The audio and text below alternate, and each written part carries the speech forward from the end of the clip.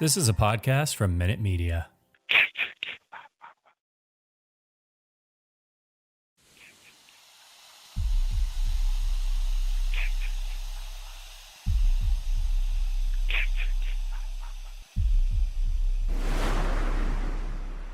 Warning, the following content may contain elements that are not suitable for some audiences. Viewer discretion is advised.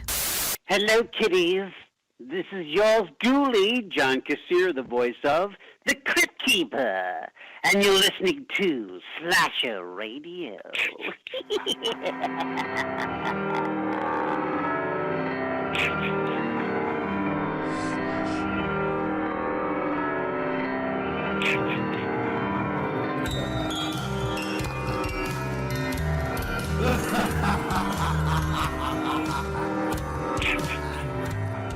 Welcome to Slasher Radio. My name is Bones. Cat Rob here as always. What's going on, guys? Hello. Hi there. Who we have this was we were talking last week. It was funny while I was editing it because I was like, oh, not gonna be Patreon picked. Womp womp. We had to push that back due to scheduling with our guest, Jeffrey Reddick. He's known for all kinds of stuff. Mostly Final Destination 1 and 2, the creator, the writer of both those films, most known for that.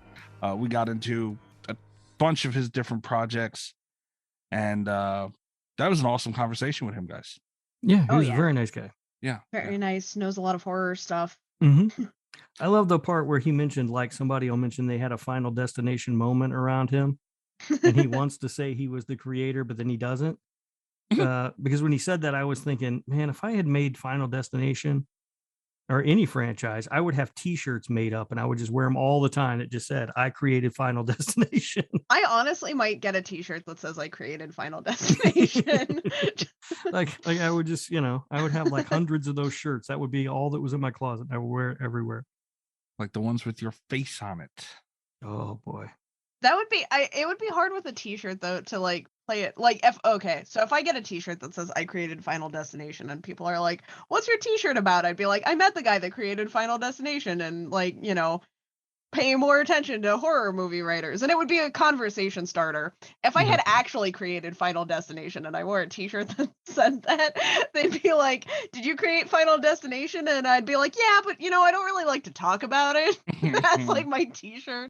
Yeah, that is the flip side. I guess maybe after a while you get kind of tired of talking about it.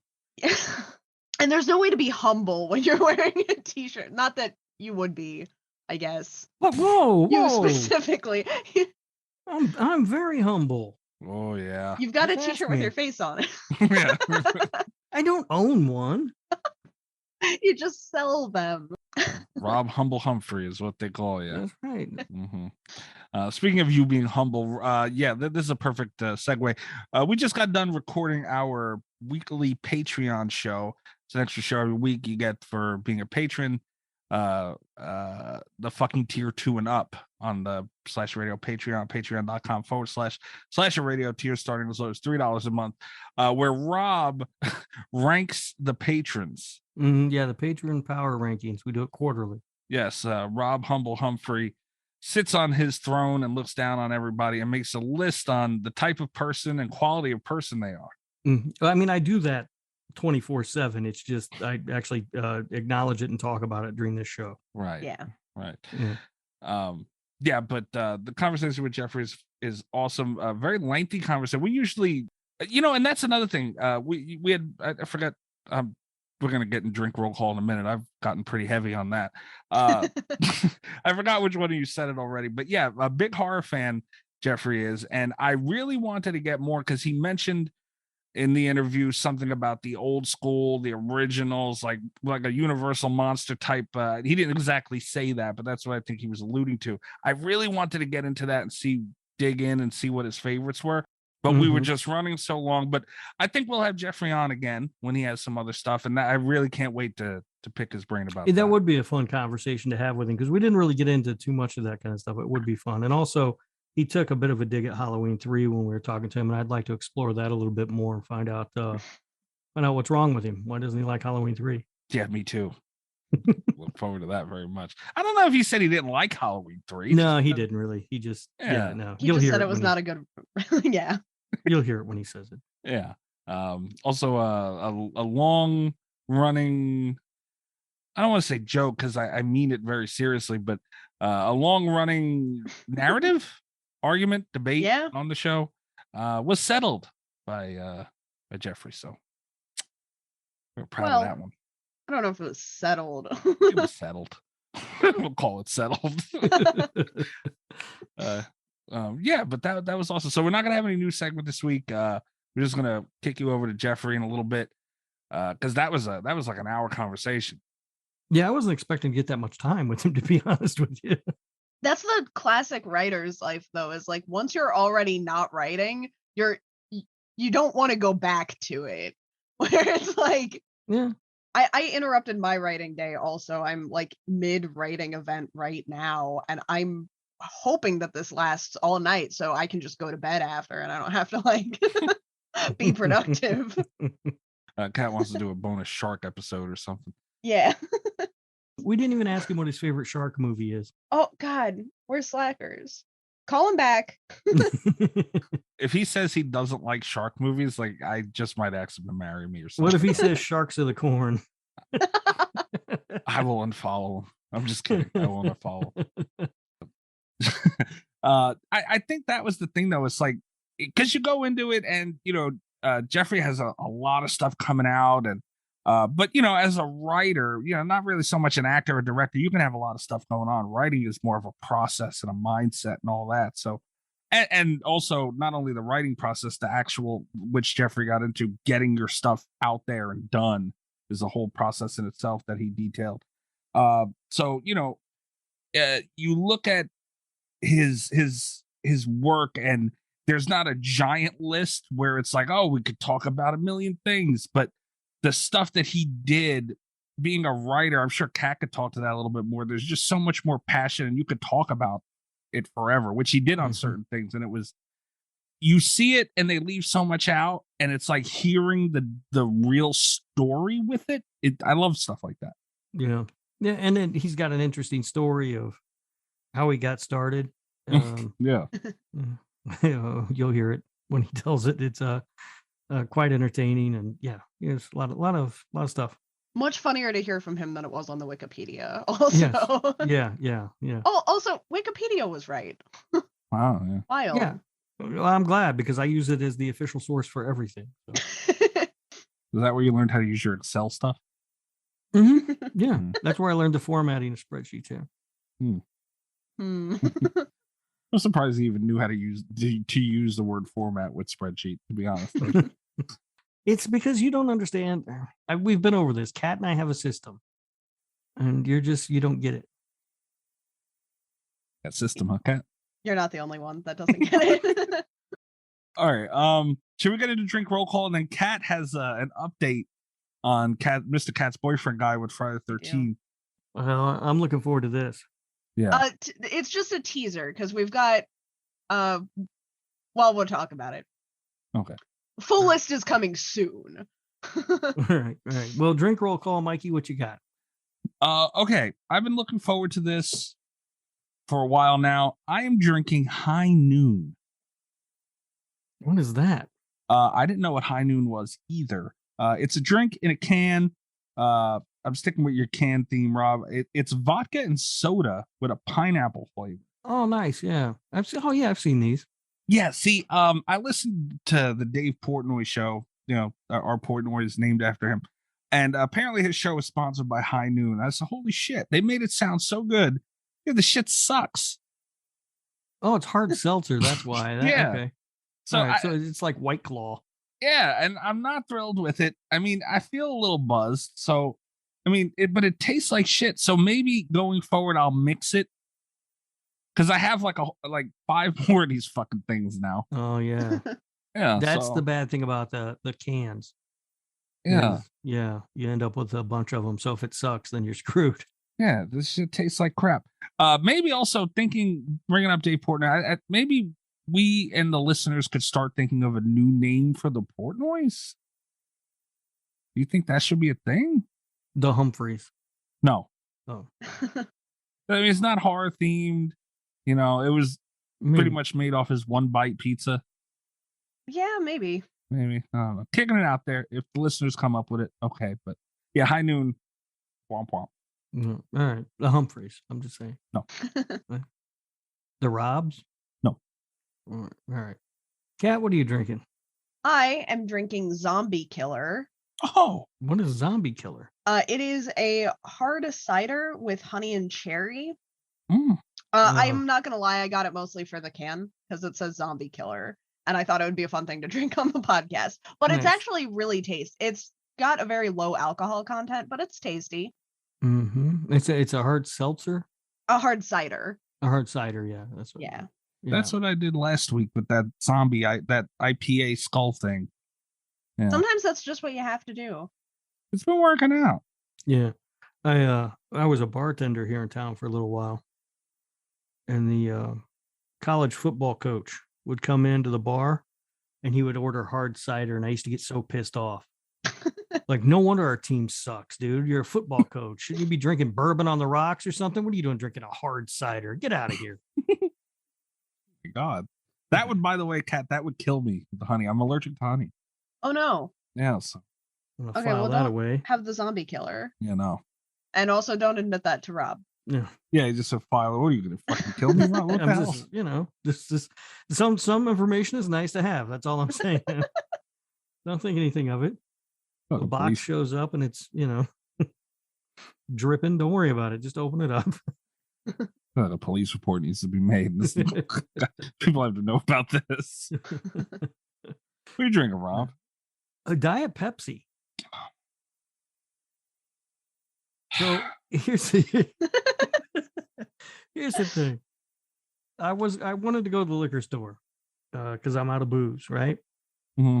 And but then my son and I, we went out to eat, you know, and on the way home I couldn't really stop at the liquor store because he can't go in because of Indiana's stupid laws, so he'd have to wait in the car. And when I was a kid, my parents did that shit all the time. Like, we'd be in a bad neighborhood and everything. They'd be like, just lock the door and honk the horn if anything happens. And they just fucking leave me sitting in the car while they went in to get their booze, you know? But now if I did that, even in a good neighborhood, you know, the middle of the day, somebody fucking call the cops on me, and you know. So I couldn't do it then. And then I got home and, well, I just never made it back out to the liquor store. So I'm drinking Diet Pepsi. Although I did have a margarita at dinner.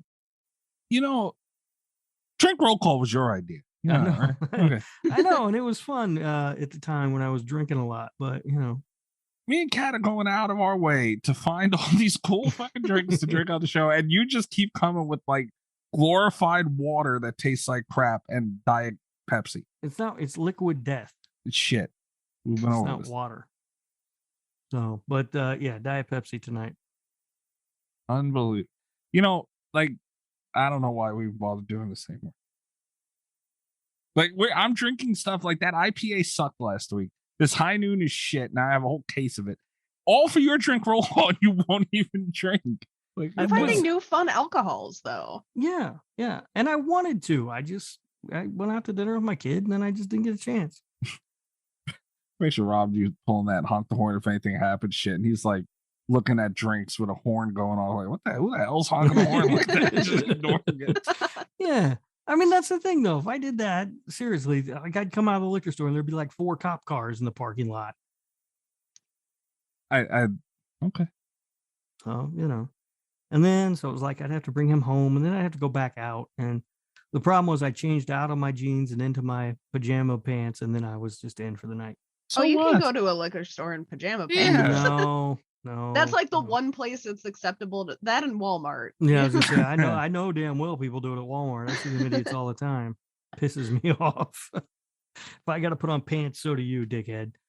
Yeah, news for you. On Long Island, anywhere is acceptable to go in pajama pants. You will see a motherfucker out in PJ pants, and there's a chance it might be me. Don't care. I will say lately, pajama pants are comfy. They are. I got really used to wearing them, and now it's, you know. Yeah. No, I won't go out in them. The only thing I'll go out, like I'll walk the dog and I'll like take the dog out, you know, or whatever, or walk over to check my mail here in the apartments, or Like if I'm going to run through the drive-through someplace, like if I'm hungry, I'm like, damn, I want some McDonald's. I'll just run through the drive-through. Then that's cool. But yeah, no, I'm not going to the liquor store in my pajama pants. Why not? Because people don't do that around here. I do. They do go to Walmart in them though. I did go through a Taco Bell drive-through in my underwear once. I had a shirt on. That's acceptable, I think. Yeah, and right. I didn't get out of the car, right? Yeah, it's fine. Yeah, I didn't have to walk to my car in them though, but okay. They were long underwear. Anyway, the point is, pajama pants very acceptable on Long Island. People don't care. Well, Just saying. It's a little different here. Well, that's your fault. But yeah, so all right, we'll kick you guys over to the interview with Jeffrey, and we will be back after that. And we will also have Mr. Cat's Boyfriend's guys Friday the 13th update. It's a nice hook. Everyone's gonna stick around for that. Yeah. That'll hold them.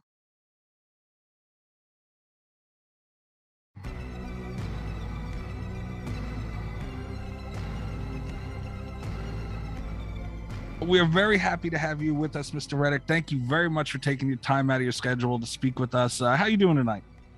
I'm doing great. It's a Saturday night. It sure is. And so I get to relax and talk horror. So yeah, and specifically your horror, for at least for now.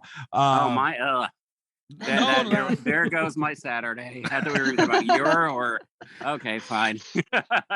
From IMDb, which we all know is so reliable, it shows your first credit as a writer for the original Final Destination film. Is that correct? Have you done anything before that? That was my first credit. I was about to say Return to Cabin by the Lake, but that was actually after Final Destination. Final Destination was my first produced project. It wasn't my first paying gig. My first paid gig was to write a sequel for Pumpkinhead, which is one of my favorite, old school monster movies. And then, they hired me to write a kind of a scary straight up sequel. And then they hired somebody else to write the movie that came out. And then they went with a movie that came out. So that was my first paid gig. But Final Destination was my second paid gig. I have heard that there are screenwriters in Hollywood that have go an entire career and never have anything produced, but somehow make a living. So I think that's pretty par for the course. I know many that are doing quite well that have never had a movie produced. So,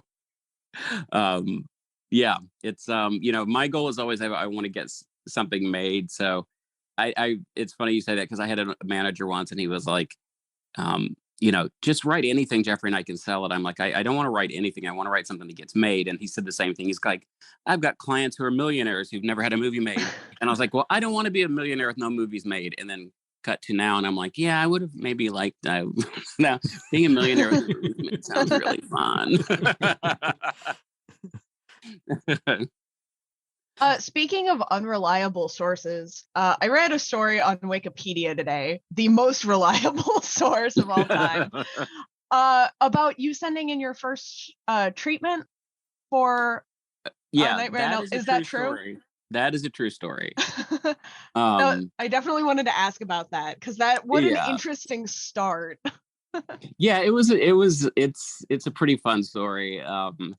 When I was 14, I saw the first Nightmare on Elm Street movie, and I grew up in Eastern Kentucky, so I'm like this little hillbilly that lives out in the middle of the woods on a farm, and there's nothing about the movie industry, but I loved horror films, and I saw a Nightmare on Elm Street it was a double bill with Alone in the Dark, which was also a movie New Line Cinema put out, and the Nightmare on Elm Street just blew me away. It's my favorite horror movie of all time, but blew me away. And so I went home and it was coming right out on VHS. So I found out the name of the company that put it out, called information in New York and got the number, and then called and asked what the name of the president of the company was. And so I banged out a prequel idea on a little typewriter and mailed it to New York. And he sent it back at first, and he's like, we don't take unsolicited material. And like I said, hillbilly, so I didn't know what unsolicited meant, so I had to look that up. And then And then I wrote him back. I sent it back to him, and I'm like, "Look, sir, I've spent $3 on your movies, so I think you can at least take 5 minutes to read my story." And he read it, and he got back to me with some comments. And his assistant Joy Mann, who I give as much credit to for inspiring me, like they just stayed in touch with me. Like they would send me scripts, and because they were like, you need to learn writing, and they would send me scripts. And this was before New Line blew up, because Nightmare on Elm Street actually blew New Line up. So I kind of got them at a time where Bob Shea had time to write somebody back, and got him on a good day too. So they would send me movie posters and scripts to read, and then I would send scripts, and they would be like, "Oh, it got really good coverage, but you need to do this." And then when I started working there, when I was 19, I went to New York to study acting at the American Academy of Dramatic Arts, and for the summer. And while I was there for the summer, I got an internship at New Line, and then I found all the old coverage on my scripts, and it was awful. And I was like, thank God they didn't tell me this when I was younger. I would have quit writing. But it's a process. You learn and you grow. But yeah, I ended up interning at New Line, got an agent that summer, and then was like, screw school. I've got everything I need to be a superstar at 19. And I decided to stay in New York. And then cut to, it was 10 years of hard work before I sold Final Destination. So it's a fun story. It just kind of shows you, like, there's definitely persistence is important. Kind of being passionate about what you want to do is important, but there's also just a lot of luck and timing that comes into it. I love the idea of a 14-year-old kid from Kentucky throwing shade at Bob Shea. That's just great. I know. Well, I said sir. That's amazing. I said sir. I said sir, and what did you say, sir? You could throw anything you want before. Yeah, that's fine. That's incredible, though. That your plan sounds like most 19-year-old plans, except yours worked out phenomenally. But yeah, how does that? Because you mentioned something, and again, I have very little actual knowledge of what goes on. And I was hoping you can kind of open the curtain on that a little bit. You said you sold Final Destination, so. I feel like in the world of film, from the audience standpoint, the director, I've always thought, just gets way too much credit, and the writers don't. The writers don't. So Final Destination, your baby, your idea. I feel like a lot of people think, and correct me if I'm wrong if this happens, the majority, a film starts rolling and then writers are brought in to create the idea. You had the idea already. Yeah, and I think that perception, because I realized working in television, it's the complete opposite. That perception really started back when kind of directors like, Alfred Hitchcock and stuff started kind of demanding that their names be put above titles. And then, it really, then obviously when people go to see movies, they go to see the stars, the actors in it. So they don't really think about the writing. And then from the business side of things, it's really helped the studios to kind of stoke that idea that the writers aren't that important, because they have to negotiate, because from a business point of view, they have to buy the script first, but from a negotiating point of view, they used to negotiate with all the unions, but then they broke it up, so they negotiate with the directors first, who will do a deal that's not really favorable to writers, and then they'll do a deal with the actors, and then they deal with the writers last. So by the time they get down to our deals, they kind of have like really crappy baseline deals for the writers. That's why you always see writers having to go on strike. It's because, now they've kind of done that hierarchy. But yeah, just like a play, it all starts with the script. And then you go out and you get an actor or a director attached to it, or a producer attached to it. Yeah, it's something that people don't think about a lot, because really the directors and the actors are the ones that are kind of out there doing a lot of the promoting for the film. So yes, writers don't often get the recognition that they deserve. And again, like I said, a lot of that's a business kind of thing. I think if they had to hire directors first and then go find writers, they would probably have flipped it around and be putting the writers out there first, to make them feel like they're super important. As a writer, especially something like Final Destination, where you create this script, and and this world and everything. How hard is it to hand it over to somebody else and trust that they're going to make a good movie? You know what? It's not. It's everything. It's always a process. I think the best thing that I learned when I was working at New Line Cinema is because I saw it happen so many times. This isn't specific to New Line. This was every studio. The decision on how they pick a script is often so arbitrary. Like you would get, sometimes you would see a great script come in, and then you also see a bad script come in with like a big actor attached, and then they would make the bad script, and they would try to make the bad script better maybe, but they would forget about the good script because the other one had like an actor attached to it. So there's so many decisions behind why a studio moves forward with a certain project that I learned to kind of separate my ego from it. And I also realized like it's a business. Like that's the thing when you work at studios, you realize they call it show business for a reason. It's, it's about the business, and the creative stuff that we hold so important doesn't matter to them at all, in a way. You know what I'm saying? I'm not saying that every place is like that and every company is like that, but the bottom line, especially, it's gotten more so over the years because business people have been brought in to run studios. Whereas back in the old days, you had a lot of film lovers, people who grew up loving films running the studios.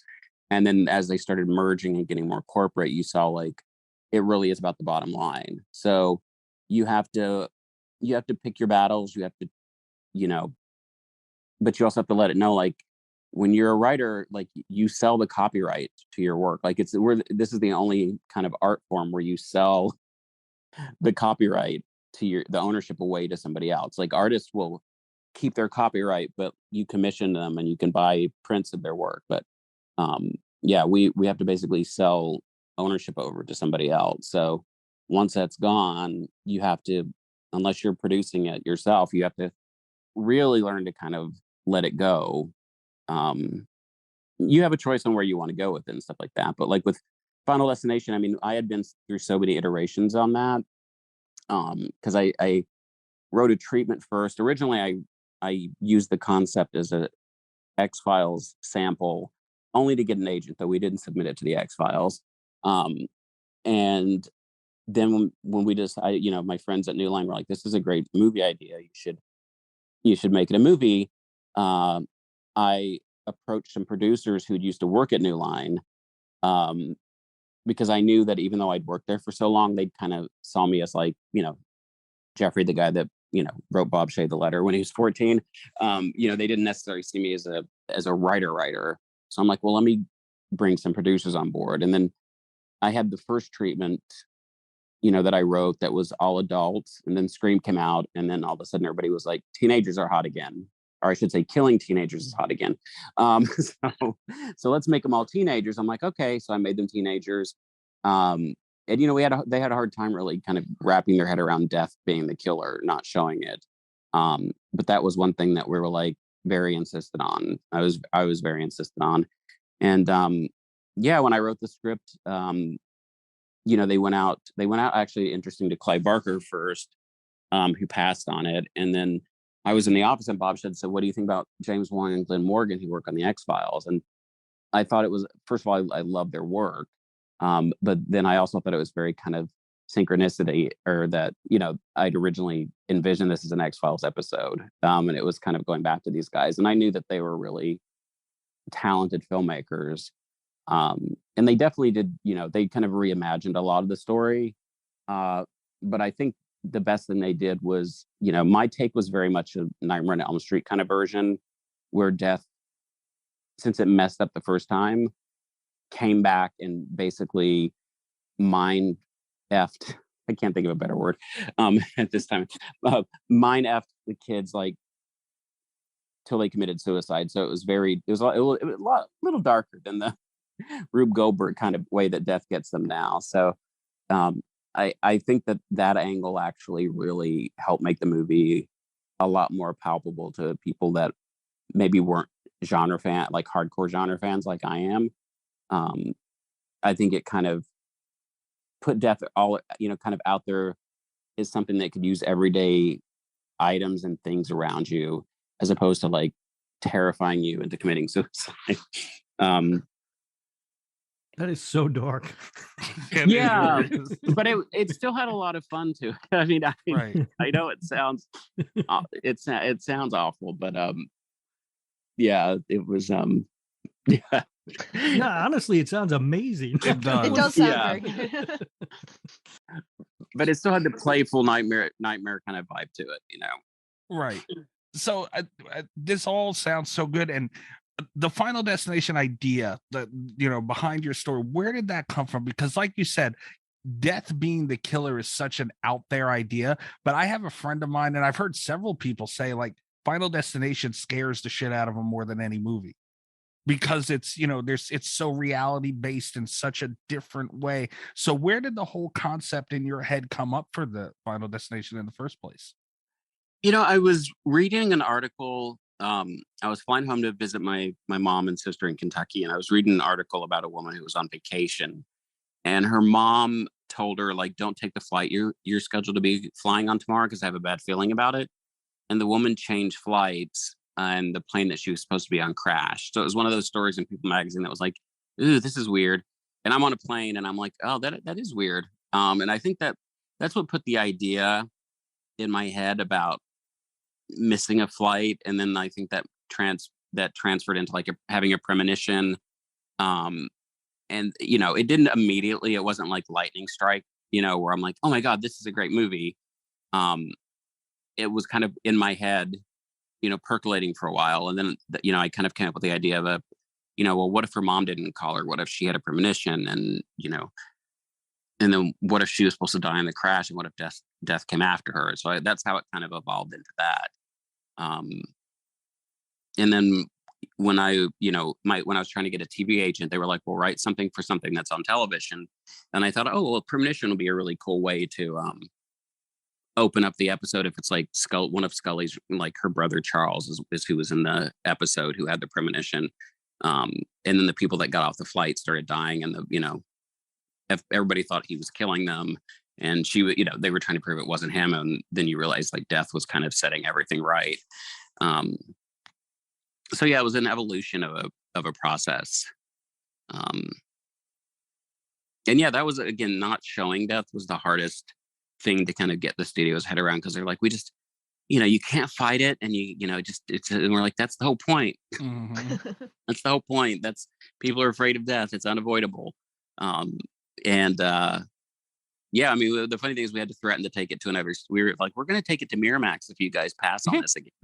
Because they didn't keep passing. They just kept saying, well, we're not sure, So we're like, if you guys don't get this now, we're going to take it to Miramax. And they're like, we'll take it. My only regret is that, I'm a lifelong horror fan. And it's like, I don't have any damn action figures. Like, that's the only regret about having an invisible killer. It's awesome having death be the killer, because it's, you don't see it, and we haven't really seen that done before. But every time I see a Freddy toy or a Jason toy or Mike, I'm like, damn it. Well, actually, on that note, it's not the same as having a toy, but I think the cultural phenomenon of Final Destination, specifically the second one, the truck memes, truck memes. Yes. My boyfriend, who is horrified of Final Destination, like I can't get him to sit down and watch it with me because he's spooked. But he switched lanes the other day to not be driving behind a logging truck, and I was like, is this a Final Destination thing? He's like, maybe. No, I have this. I actually do have to say I should take the toy thing back, because, people always they always ask, well, did you know it was going to become as big as it did? And I was like, I always hope for a sequel. Like, you always hope for that. But 22 years later to and again, the funny thing about the log truck scene was that was another thing. Like, I'd written the story, but Craig Perry, who's the producer on the whole franchise, who I adore, originally I had a hotel fire. Like, the kids were going to spring break, and they were staying in a hotel, and there was a huge fire. And he's like, it just doesn't, I don't know. I want need something more. And again, I was going back to Kentucky, go Big Blue. I was going back to Kentucky to visit my family. I got behind a log truck, and I pulled into the next lane, and then I pulled off the freeway, and I called Craig, and I was all like out of breath. I'm like, what about What? And he's like, dude, slow down. I can't. What about a log truck on a freeway and the chain breaks? And he's like, that's the opening. And it's those kind of moments where it's like, because I still I'm not exaggerating, pretty much every other day almost I'm tagged on something with something stacked up, but behind somebody and people talking about Final Destination. So the idea that and I've heard people before, it's where I've been out at like the coffee shop or whatever, and I'll hear somebody being like, oh man, we had a Final Destination thing happen earlier, and I'm just like, I want to be like, I did that, but I don't. But it's actually you can't. I'm so grateful for that. Like, you can't. That's better than a toy. I was gonna say, scrolling down your Twitter, it's like every day you get tagged. It's like you're retweeting something of somebody with the damn truck, and talking about how does it feel to be able to have. Because I mean, even personally, I feel that the second Final Destination is just, to me, I enjoy watching that more than the original, and that never happens. Like, it's so rare. So how does it feel to be able to recreate that magic and have even maybe a longer lasting effect the second time around with a sequel? Well, you know what I've said, and I actually, the second one is my favorite. Yeah. The first one is so special for so many reasons. A, being that it's the first one. B, working with Tony Todd for the first time. Working with Devin Sawa for the first time. The rest of the cast is amazing as well, but I've just gotten, I adored Tony Todd for so long, and getting to be friends with him and getting to be friends with Devin.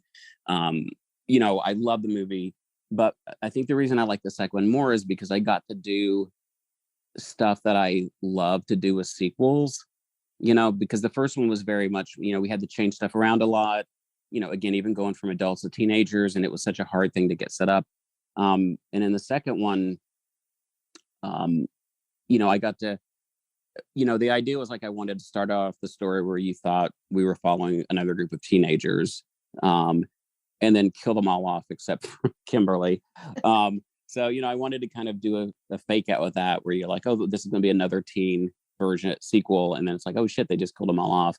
And I, got to bring I originally had planned to bring, Devin and Allie back. So in my story, they both came back, but we could only get Allie back. But that's another thing that as a horror franchise nut, like, I love it when people from the original film return. And I also wanted to explore how the people who cheated death in the first film, them being alive when they shouldn't have been, actually had a ripple effect and affected other people's lives too. So I got to kind of expand on the mythology rather than just setting up another movie or another premonition. I got to expand mythology and show like, oh, we're all kind of connected. So those kids being alive when they shouldn't have been in the first movie actually impacted all these other people. So it was just it was just, for me, it was a lot more fun because I got to play, and EyeRChris and J. Mackey Gruber, I wrote the story for that one, but they came in and wrote the script, and they did an amazing job of getting the humor, because again, for me, I do like scary horror, but I also like entertaining horror. I don't want to say fun horror, but I like entertaining people with the horror stuff, like creeping them out, but also entertaining them. And I think that the second movie kind of got that balance right, about having the oh shit shocks. And plus that freeway scene is probably one of my favorite top 5 openings of a horror movie. Absolutely. Do you have a favorite? This is kind of along that line. Do you have a favorite death from the franchise? I mean, there's a couple that strike me for different reasons. Like Todd's death in the first one in the bathtub. And when I say favorite, I just mean more that sticks with me the most. Right. Todd's death in the bathtub sticks with me just because I think Chad Donella did such a good job in that, and it was directed so well, and I felt so bad for him. It just really, I felt horrible for him. Of course, the bus splatter is like the most fun scene to see in a theater with anybody. But I think I think the one that I'm only going by my gut reaction, but the one that made me like jump out of my seat and yell was the gymnastics scene in the last one in part 5. That was, it takes a lot to like make me freak out, but I was literally watching an early screening of that movie, and when that gymnastics scene ended, I was like, shit. So we were talking about that one just recently on our show. We just did Final Destination 5, and I haven't seen it in a while, and that was pretty much my reaction. I was saying, I said, holy crap. Like, what? Yeah. Comes from out of nowhere. Yeah, and I don't know if a body would do that, but holy crap, it was like yeah. That is funny. Also, by the way, as I'm sitting here thinking, Tony Todd action figures for Final Destination. No, I mean they could. Cool. Those little would be coroner trucks to like follow little people corner around. trucks. Yeah, that would be awesome. I had thought about that. Yeah, Tony Todd, anything would be awesome. Anything's awesome. Yeah. I saw he did a one-man show here about I think it was the first African American boxer to win a title, and it's a long show. It's over an hour with no break, and it's just him. And this was like maybe a year and a half. No, it was right before COVID. It was like a year before COVID. But it's just him on stage for over an hour, just mesmerizing. And going through like the whole emotional gamut of being like, a fighter, and then broken, and then, just everything. And he's I keep forgetting he's like a theatrically trained actor. He's so amazing. And then after the show, I was talking to him, and he's like, man, I messed up 2 lines. I'm like, are you fucking kidding me? Like, first of all, I couldn't tell, but at all that there was anything. But dude, you just tore that stage up for like a long time. Yeah, he's amazing, and just such a kind-hearted, good person. If there's anyone that could hold your attention for an hour with just one guy on stage talking, it would be Tony Todd, right? Yeah, I mean, yeah, he's amazing. Yeah. So, that was one of the, that was one of the biggest, blessings of this franchise is, when they said they were bringing Tony Todd on board. I'm like, you mean Candyman? What? When looking at the highly suspect sources online, again, listed in your credits, the first 2 Final Destinations, none of the other sequels, were you involved in those at all? Not technically. I mean, I'm listed as a creator of them since I, kind of created the franchise, but I've been involved through either being friends with the directors and writers, because they brought some of the same people back, and through Craig Perry, and so I'm always like in the loop on what's going on with them. Like I've, Guy Busick and his writing partner Stephanie are working on the new one. They worked on the Ready or Not and the Scream remake, so they were very cool and had a Zoom call with me before they started working on the script. And so, I've stayed involved in it. Like I love the franchise. I'm very much, for me, I've always seen this as like, there's so many ways that death can get people. Like I've always kind of pitched why don't we do a Death Has a New Design and kind of do something else? But, again, if it's not broke, don't fix it. So they like the Rube Goldberg angle, which I totally understand. Like you don't want to get too far away from formula. But, I would definitely be interested in trying to, I wouldn't go as crazy as like Halloween 3, where it was like a completely different genre or anything like that. But I don't know. I think death it's just a fascinating subject that it would be interesting to it kind of expand the mythology and maybe death's MO even more. But I do understand that the whole Rube Goldberg thing is what really makes it rock with people. Like how is death going to use everyday objects around me to get me? So I definitely understand why the studio wants to kind of stay in that kind of realm with it. But if I did come back to it, I'd love to like try something new with it. Right. It Fair does enough. increase the paranoia if anything around you can kill you at any time. Yeah. It keeps it grounded. I'm glad that you mentioned the new one though, because that was something I had wanted to ask about. Do you know anything? Can you tell us anything? Is there? I mean, I can't. I mean, I know things. Yeah. I mean, all I can say is like, and this isn't just like being a shill, for like the movie. Right. No, it's not. But I'm actually really excited by what they've come up with. The writer of Spider-Man actually came up with the story. I'm blanking on his last name just because I'm on the spot right now, and I'm afraid to try to switch on my phone to the internet because I'll hang up on the call. But it's very much still a Final Destination movie, but it's also like, it's not anything like crazy, like a whatever they keep coming up with all these weird names for stuff. Like it's not a requel or anything. It's not anything crazy. But it is not your typical, have an accident, death starts knocking off the survivors. It's different than that. That's all I can say, but it's very much a Final Destination movie. And I think it's a really, really smart way. I'm really excited about it.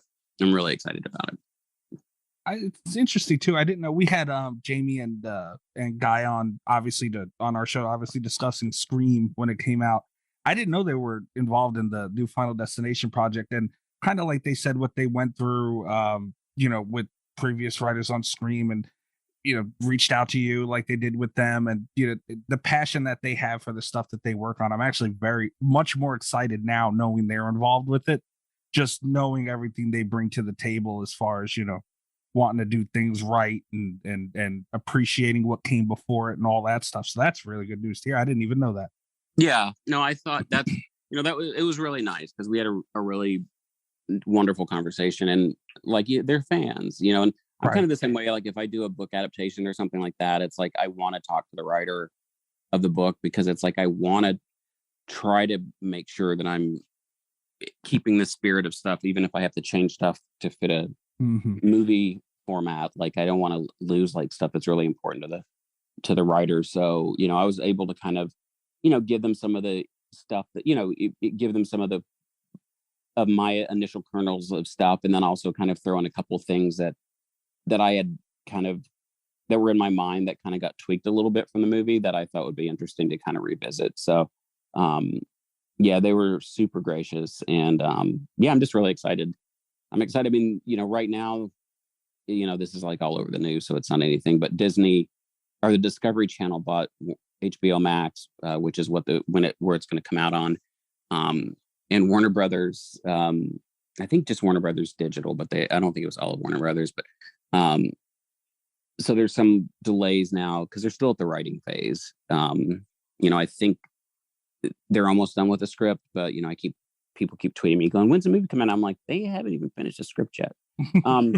They're still working on it. It takes time. Horror fans are notoriously impatient, I think. I know, which is fine. I understand. I'd be impatient too. I want the movie out yesterday as well, but keep in mind, Jeffrey, this is coming from the guy who threatened to fight Jason Blum if Halloween didn't come out when it was supposed to. So he's still threatening. Yeah, we have changed it because I found out that Jason Blum works out and he's in a lot better shape than I am. I'm just going to show up at his house with a tub of popcorn on the date, and I'm going to tell him I'm here to watch Halloween Ends. That's so funny. That is so funny. Yeah, I know. I the other night. I mean, this is off on a tangent, but I remember, I sit up and watch The Boys when it drops, and not this last week's episode, but the week before that, it would drop like 20 minutes late or something, and so I'm sitting up at midnight, and then I'm like, I get on Twitter, and people are like freaking out, and I am getting annoyed because I'm like, I stayed up till midnight, waiting for this. But then I was like, well, I'm damn sure not going to bed now until it drops. But we all get a little impatient now with the, we want our stuff yesterday. But no, I'm excited. I think, the timing's right for. Well, I think the timing's been right for a while for the new one, but I think now we're kind of in this streaming age, especially, and HBO Max is a a very strong streamer, and they want to put some, they're definitely up in their game as far as like getting people to subscribe to HBO Max, and they've got a lot of great shows on there already, and I think they're going to put the money behind it to make sure it's just as good as the best of the rest of the other ones, and I'm excited to see what they do with it. You mentioned working on like adapting books or whatever. From what I see here, you wrote the adaptation of one of my favorite zombie films, Day of the Dead. Is that a daunting project? I mean, that's like such a legendary and classic property. Is it daunting to look at that and go, okay, we're going to remake this? How do I write this? Yeah, and it's funny because at the end of the day, the movie itself is a really fun zombie movie. It should not be called Day of the Dead. At the end of the day, that's where it's at. That's where it landed. Like it's that with the end product, they should have just called it Zombies Attack a Town or something like that. And it's a fun movie.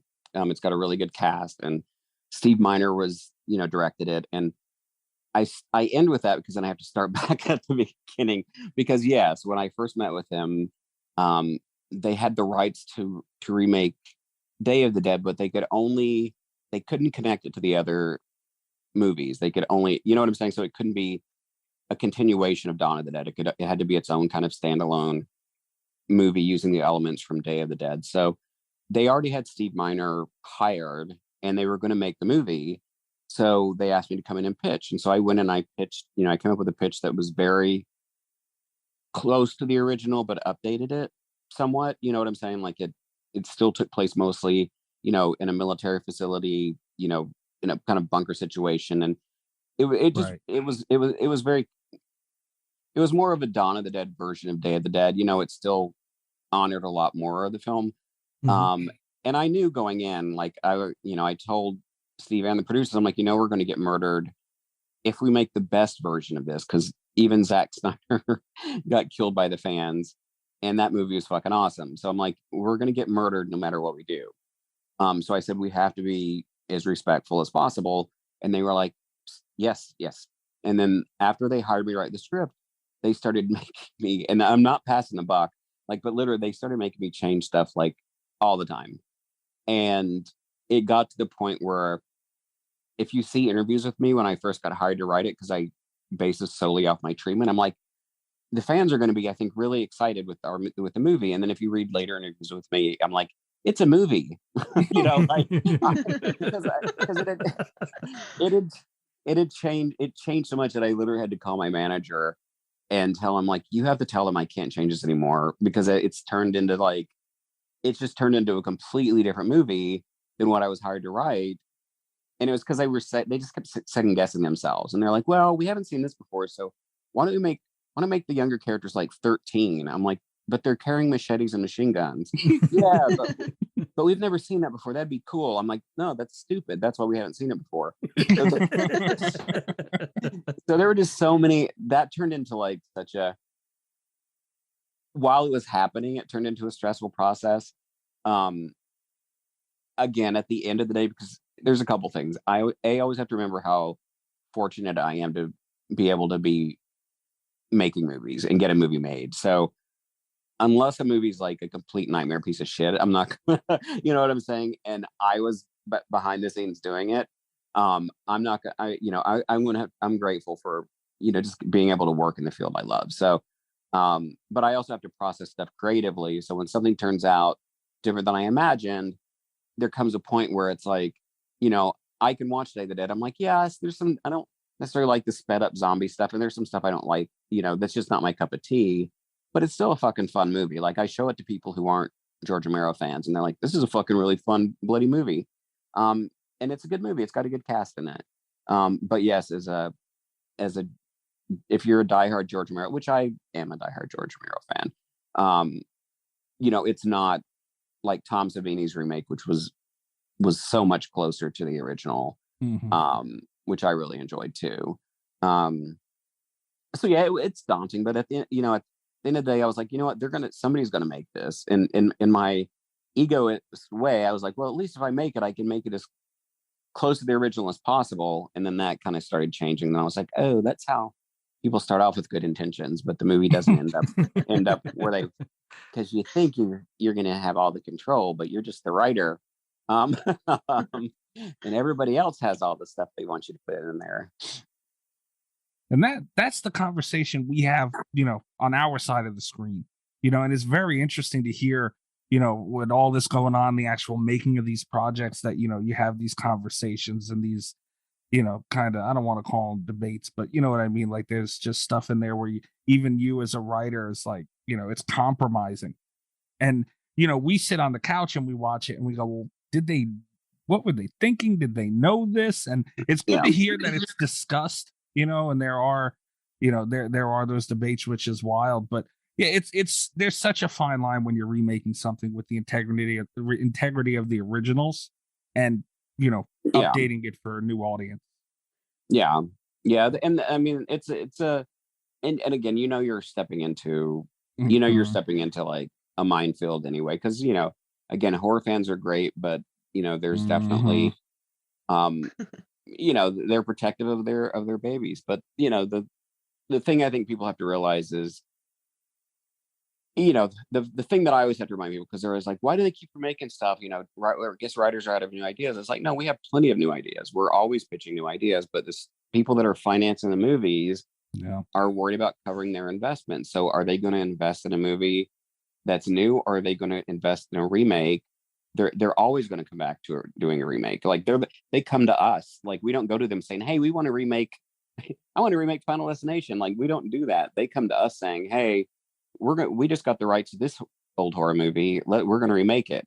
Because it's a safer bet for them, because they know there's an audience out there that's already seen it and will probably come back and see it again. Right. So it's completely the business side that's making all these decisions. It's not the writers that are like, I don't have any ideas. Let me try to remake, because whoever owns the rights to the movie, they're the ones that are going out saying, hey, we're remaking this movie. We're making this movie now. So yeah, it's not like the writers don't have a lack of original material. It's just like, we got to get the people to give us the money to make it. And they're going to put their money behind, again, either now it's all about IPs, books that are already made, or video games, or something that's already out there in another form. It's all about the existing, intellectual property that's out there, So the business has changed. It's gotten better now, I think, with all the streamers and all, there's so many more outlets now. So that's the positive, is there's more ways to get your work out there. But it's also, the whole business model has changed from how it was when I was starting out. Like when I started out, a studio would buy your script and then you'd hire a director and hire an actor. Now you go out with the script to like producers or studios, and they're like, well, who's the actor attached? And I'm like, that used to be your job. Like, I'm like, I can't attach an actor unless you want to pay their fee. Right. So it's like a lot of the stuff that they used to do now, they expect the writers or creators, creatives to do that work for them and kind of bring them something, that's already got like a director and a star attached. It's really sad to see too, because I feel what you mean by that. And going back to the remakes and studios covering, trying to get those people to come in the door from existing stuff, because you see things, and I'll use Child's Play just because it's the best example off the top of my head. If they would have named it something else and got away from that Child's Play thing, I feel like the story and what they did for that movie was so good. If it was its own thing, it could have maybe started its own franchise. And I feel like a lot of these studios, or whoever's in charge of, the actual of all that stuff, they don't trust their writers and actors even enough to carry something. And that's a shame, because you get a lot of stuff that has great work in there, and it's just got some existing thing attached to it, and it kind of ruins it. Yeah, no, I think because there's an expectation when Right. it's a certain movie, like, yeah, they could have called it Robot Doll, Robo Doll, Stabby Robo Doll. Right. Yeah, I would it's so always, buy a ticket to see I Stabby was Robo gonna Doll. say that sounds like a slasher radio movie right there. Unfortunately, it does. I just watched your film Don't Look Back today, and you did a tremendous job. And have you considered or is moving into directing something you're looking at more, or was that just you wanted to try it? No, that's something that's something I've wanted to do. I you know, I've not been one of those people who that's always been my goal. It's kind of there are just a couple scripts that I have that I want to direct, and I did a short called Good Samaritan that was based off one of the characters from Don't Look Back. Mhm. That's it's online, but it's a straight up kind of horror version of the feature. And with the feature, the thing I loved about it when I wrote it was that it's more of a mystery, because the horror part of me, having grown up reading Fangoria, having so many horror directors go, this isn't really a horror movie, it's a psychological thriller. I'm like, fuck you, it's a horror movie. Because they're saying it like horror is a dirty word, but for this movie, that's true. Like when I first wrote it, when I was developing it, with the producer, I had kind of a horror version that I was going to write, and then the producer was like, why don't you make this more of a what's doing it? Like, we don't know if it's a supernatural killer, if it's a real killer. And I thought that, as a creative exercise, I think that was really fun to write. But it's funny because as a horror director, or as a horror writer who's known for Final Destination, I kind of knew there was part of it that knew like fans are going to be expecting it to be like supernatural horror film. So I knew there was going to be some issues with the fact that we didn't A, have the Final Destination budget, and B, I couldn't really show the kills because, I'm not going to spoil anything, obviously, for people who haven't seen it, but you don't know if it's a killer or if it's something supernatural after these people. So you can't really show them as they're getting killed or dying because you can't give away, what it is. So it's definitely more of a mystery than a horror movie. But I had a lot of fun. I had a lot of fun doing it.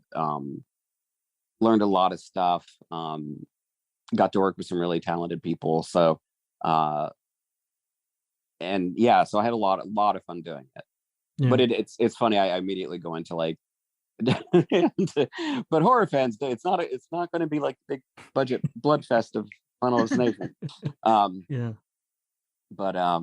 But yeah, no, I have a couple other projects that I'm going to be directing that are going to be straight up horror, which I'm excited about. So one's going to be like a supernatural horror film, and one's going to be a slasher movie. So I'm going to get to do my slasher movie. Nice. Now, I not that you need my advice, but if I were you, I would try to get Courtney Bell in as many of those movies as you can. She's terrific and Don't Look Back. Fucking phenomenal. Yeah, And I mean, she really carries that movie. She's great. And she's a wonderful actress, wonderful person. She just directed like a pilot that's making the festival rounds, I think. I hope I'm allowed to say that, but it's so funny because for me, especially just being a filmmaker, who's of color, like I've seen so many times where we passed up really amazing Black actresses for leading ladies in my stuff, where they came in and were amazing, like the best actresses by far. But then it would be like, well, if internationally it's not going to sell as well, or Middle America is not ready for a Black leading lady. Like I've heard that since Final Destination. Like it's just been, that's a much bigger conversation we're having now. As far as diversity in film, but the people that watch these movies don't seem to realize, it's not that they don't seem to realize, but they don't know that, behind the scenes on the business end of it, like, again, like literally in so many auditions, like a Black or Latina or an Asian actress has been like the best actress that we saw, like by far. for a role, but then they're like, well, she's not white. It's not going to sell as well. So they just weren't ever considered for leading roles. And so now we're seeing that change so much. But I was really glad that I, got to cast Courtney in my first film. And I actually saw her. She had auditioned, but then she'd also had a website up that had a bunch of shorts that she'd done. And I noticed that in every short, she was completely different. like she was funny, and then in another short she was like really serious, and then she was very vulnerable, and I'm like, oh, she's got everything I want for the for Caitlin, the leading lady. And and the camera loves her too. She's beautiful, but she's also like, yeah, and she's got a great scream. Yeah. she's a great screamer. Screaming is important.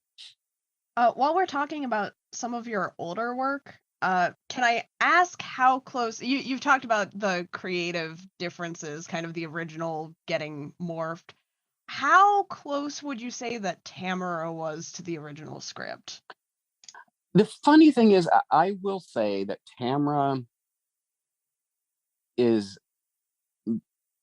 probably the closest to the original, but with a big caveat. That's why I ended up writing a book adaptation and put there again. But originally Lionsgate was going to put it out, and we ended up having some independent producers produce it. And Jeremy Happ, the director, is amazing. The cast, I love that fucking cast. But they watered down a lot of the script. Because when I wrote Tamara, because this was coming at a time in my life when I was like, everybody kept saying, right, come up with something like Final Destination. I'm like, oh, sure, I'll just pull another one out of my ass, give us a high concept. Oh, that one's too much like Final. So I'm like, let me just write it something fun. And Carrie obviously is an influence on Tamara. I love the idea, of, I don't love the idea of bullying, because I was bullied as a lot growing up. But I love the idea of a character who's bullied, who gets power and comes back. But with Carrie, I'm like, you have to wait till the end of the movie. So I'm like, I want to do a movie where you get to see the whole movie is, this put upon girl, like, getting this power and coming back, and wreaking revenge on her tormentors. And but there was they just toned down a lot of stuff, like in the original script. In the original script, like, Chloe, the lead character, was a lesbian, so she was coming out and having trouble with that. And you know how Tamara kind of takes each kid's kind of fear or something they've done and turns it on them. So that kind of paid off at the end of the movie when Chloe's parents like show up at the hospital and try to kill her. And that happened. Well, that didn't happen to me, but when I came out to my mom, like, and she ended up, coming around very quickly. But literally the first thing my mom said to me when I told her, she's like, you might as well have stuck a knife in my heart. Like, that was the first thing she told me. And so that stuck with me. And so I kind of played that out in the film. And they were like, well, we can't really afford parents because we don't have the money. So let's just cut all that out. I think it was more the subject matter. And then my biggest issue is I'm assuming everybody's seen it. And if not, I'll be vague enough. But my biggest issue is the way she gets back at the jocks. Or the jock and his kind of stoner friend, because their whole subplot in the script was that they had date raped some girls. And so her revenge on them was putting a spell on them, and she made one of the guys rape the other guy. And that was in the script. Lionsgate loved it. Nobody had a problem with it. And I get a call the day before they're shooting the scene, and they're like, well, how much do you want us to show? And I'm like, well, it's not a sex scene. It's a rape scene. So show whatever you would show if you were showing this happening to a female character. Like, this isn't about sex. And then I saw the movie, and they pussed out on it so much, like, that they have her making out with the guys first, which she would never have done. And then she pushes their faces together, and then they kiss and they fall out of frame. And then later on, they're under the sheets with all their clothes on. So it turned into this whole thing where it's like, she made him gay or something ridiculous. So they softened a lot of that stuff up, that I was really gonna made this. ask about that because Yes, that was like I think my biggest complaint about that was one of my favorite movies as that's one of my favorite. Yeah, a kid, but like that was my biggest problem with it. yeah. And I'm sure that wasn't intentional, but No, it wasn't intentional on my end, and I was livid when I found out when I saw it. I'm like, guys, do you realize like this is a complete opposite of this? And yeah, I was furious, and it all was like silly because it was like it was there was some behind the scenes stuff going on with I don't want to call out any people, but it just was ridiculous, and it completely turned the movie again. I always say Tamara's like the after school special of the R-rated movie that I wrote, because it's just got that soft edge because they took out a lot of the stuff that really would have pushed it. I think because Lionsgate was going to put it out theatrically, but when they saw the film, and this isn't shitting on the film at all, it's just again, it's just a softer version of the script that I wrote, and they decided to put it out on video as opposed to giving it a theatrical. But that movie is very close, except for stuff that they kind of trimmed out and took, that they toned down. That's very close to the script. So that's kind of one of my favorites because I also loved, I just love some of Tamara's like bitchy dialogue when she comes back from the dead. She's got so many great one-liners in that movie.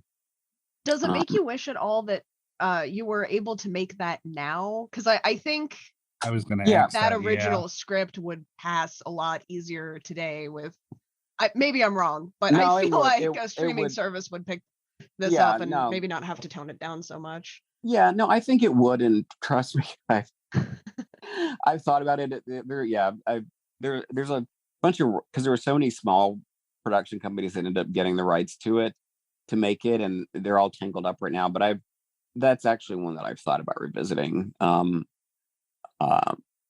just because I had plans for that one, especially when Lionsgate was going to originally put it out. I had plans to kind of make that kind of a trilogy of films. Not I to would sound love like to see a pretentious, Tamara trilogy. but yeah, like because I mentioned her mom, but I was going to bring her. I already had the idea for the sequel, bringing her mom back, and resurrect. Yeah, I had stuff planned out for it. That would be a fun trilogy, yeah. Yeah. How do we get in contact with HBO Max? Well, no, that's Lionsgate, but yeah, no, it's yeah. The funny thing is, I've thought about that, but then I've also been like, I could write another movie with somebody getting bullied and coming back. You know what I'm saying? Like, Yeah. I don't know. Tamara. I do say out of all my films is my after Final Destination is my favorite because even despite again, and it's a process because I was on set and everybody's exciting and it's wonderful, but just again, once the movie comes out, you kind of have to let go of the stuff you had in your head. But I will say the lesson that I learned directing my own film, especially on a ultra low budget, is when I directed it, I was like, why don't they make the movie that's in my head? But then I realized like you have to have a lot of money to make the movie that's in your head. Like, so even when I directed Good Samaritan, like so much of the stuff or Don't Look Back, so much of the stuff in Don't Look Back is not how I had envisioned it in my head because we just couldn't afford to do it that way. Like, we had a limited number of days, access to certain locations. Like we just, like we didn't have like tens of millions of dollars to like build like sets that you know what I'm saying? Like, so I couldn't make the movie that was in my head because we didn't have the money to do it. So I definitely learned a new appreciation for what people can pull off on a low budget doing my own film. And then I was like, oh, that's why a lot of the movies I write, the movie isn't like it's in my head because they couldn't afford to do it. Like it's that simple.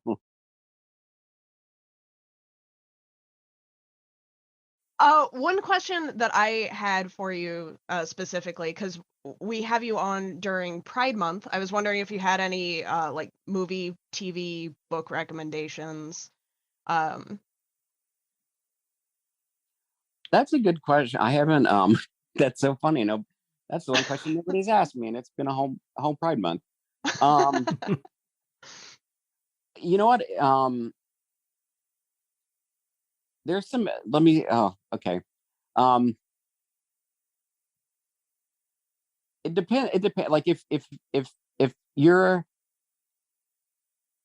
interested in like the kind of historical kind of history of gay horror, like one of my friends, Paul Etheridge, did, and he did this right out of film school with no money. So this, I preface it by saying that, but he did a movie called Hellbent, which was like, kind of made when it first came out, it was like the first like released by a distributor, like slasher movie, gay slasher movie, that came out in the, I think early 2000s.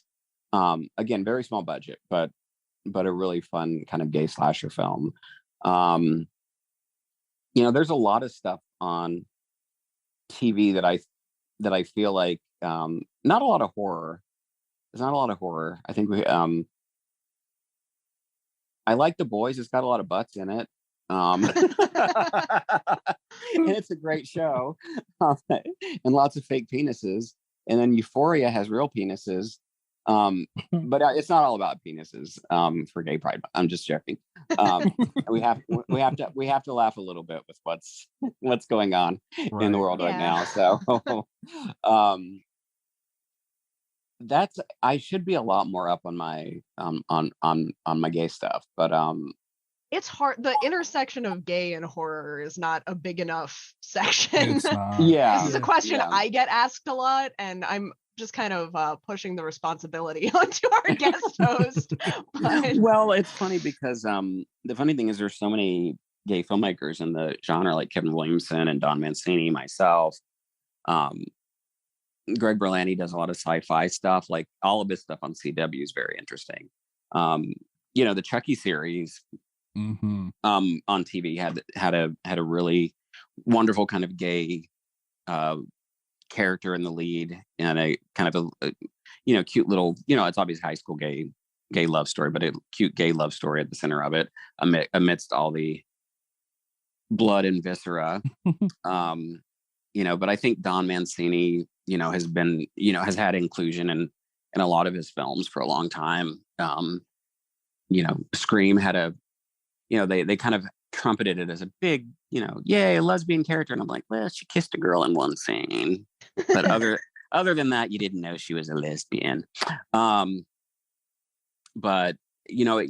I think the funny thing is, and I've lived in, aside from Kentucky, I lived in New York and Los Angeles, but there is a huge, gay audience for horror. Like every time I go opening night, it's like there's a gaggle of gays and lesbians in the theater, because we love horror films. So it's only natural that there be representation. And I honestly have found, for the super most part, like the horror community is very accepting, because I think a lot of times just the horror fans in general have kind of always grown up feeling a little bit like they don't fit in and kind of know what that's like. So I've never really experienced homophobia at like a fan event or anything like that. Like, I know that there are guys out there somewhere and people out there somewhere that probably do, but I think the horror community is the most accepting that I've seen in general.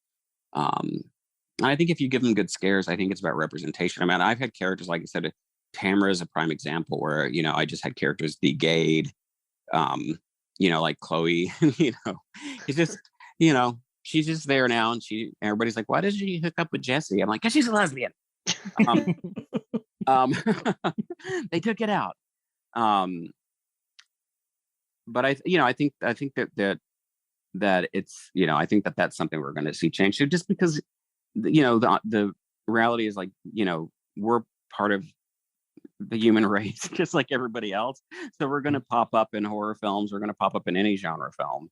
And there's that pushback now where everything, if you show diversity at all, or, I remember when the first image for Jurassic Park came out with like Chris Pratt and the African-American woman on the bridge holding flares. And I saw a bunch of idiots on Twitter going, oh my God, this movie's woke. I'm like, what the? It's just because it's got a black woman in it. It's woke now because it has a black woman in it. Like, so people are getting very like pushbacky about certain things. And again, I don't like that term woke, because for so long people kept saying you need to wake up, and then it's like, oh no, you're too awake. It's like, but yeah, there are movies that I feel like push an agenda, but then I think sometimes we're so used to seeing certain things on screen all the time, like especially like, pretty white actors and actresses were kind of the norm since the beginning of cinema. Like they got all the roles except for a few. So if you go to see a film that has a lot of people that aren't pretty white actors and actresses, it's kind of shell shock for society. But then you also have to look at like society, like with Final Destination, that was set in New York, and I'm like, I said, we don't have to overdo it, but you can't go into a high school in New York and just see all white kids. So let's just make sure we have. And I wrote some diverse characters into the script, and there was nothing about them except the fact that they were a black character who was going through shit. You know what I'm saying? It wasn't a black movie. It didn't make it any kind of statement kind of movie. But they shot it in Canada. I think that's probably the problem. They shot it in Canada, and so when I see all the cast, I'm like, hey guys, they're all white. And this is supposed to be New York. I'm not trying to make a message, just trying to be realistic. Yeah, I do think the horror genre has some catching up to do in that area, but I think hopefully anyway, we're starting to see it get there. Yeah, no, I think audiences, they want a good scare, and they want interesting stories that they haven't seen. And yes, there's always going to be, which there's nothing wrong with, there's always going to be the section of horror films where they're just like, I want to go see boobs and blood, and that's good for them. Like, I'm not going to judge them. But I think, the horror films that actually do really, really well and usually are really successful can offer that stuff, but also offer a little bit more. But, again, like Final Destination, it's a great concept, but it's not like, people aren't leaving the movie talking about they're talking about how they may die. So I could be a little pretentious and be like, well, they are talking about their mortality now in a way that they weren't doing it before. Because they are, but they're really going, what if that thing fell over and knocked that thing over and killed me? You know what I'm saying? Like, right. So yeah, you can stir conversations, in these horror films, but a lot of times it's just about being a good fucking film. Like Invisible Man was amazing, I thought. James Wan's Invisible Man, I thought was an amazing horror film, and that dealt with like, abuse and trauma, but also told a really great story and really great acting and did really well. Yeah, that was a really good movie. And do you want to settle an argument for us real quick about Invisible Man? Mm-hmm. What did you think about the suit? I know, I'm so sorry. I don't apologize. What did you think about the suit in Invisible Man? Because we fight about this a lot. I mean, the suit was ridiculous, but yes, no, yes. Well, the only reason I think, because there's I can't think of what it is, but there's some maybe it just reminds me of an octopus tentacle, but with refracting lights on it. I always quote myself by saying "stupid fucking suit." That every time that movie comes up, phenomenal movie, done great. The suit, though, I agree. But I didn't. But you know what? Only because I was settling an argument did I say that. Like I have never said when I described The Invisible Man, it's a great movie except for that suit. I think it's a great movie. But then if you ask me to really sit down and think about the suit, I'm like, well, that's kind of stupid. I'll take that as a win, because I was so excited for us to watch Invisible Man, and then this guy over here is like, what a stupid fucking suit, instead of commenting on what a fantastic movie it is. I spent half the episode complaining about the suit. That's what I did, Jeffrey. For an hour, I just sat there and said "stupid fucking suit." That's it. Right. I would say that's a kind of a kill buzz there, brother. That's not what I did. They're exaggerating, but I'm glad you sided with me as much as they want to act like you did. I know, and notice I'm trying to both sides it here. Yeah. I'm trying to make everybody happy. Oh man, Jeffrey, you've been very generous with your time. We appreciate you so much, sir. Oh, please don't ever call me sir. That makes Gotcha. That just makes me feel old. Well, we appreciate your time nonetheless. Do you want to let everybody know where they can get in touch with you, Twitter, wherever else, whatever you want everybody to know? Yeah, my address is. Oh, whoa, Jeffrey, slow down there. No, Twitter's don't give that out, or I'll be showing up at your house to watch Final Destination 6. I know how you worked out. You're that guy. You're like, it said it was coming out on this date, and I'm there with my popcorn. You son of. You can follow me on Twitter or Instagram at Jeffrey Jeffrey A Reddick. So it's my first and last name with an A in the middle.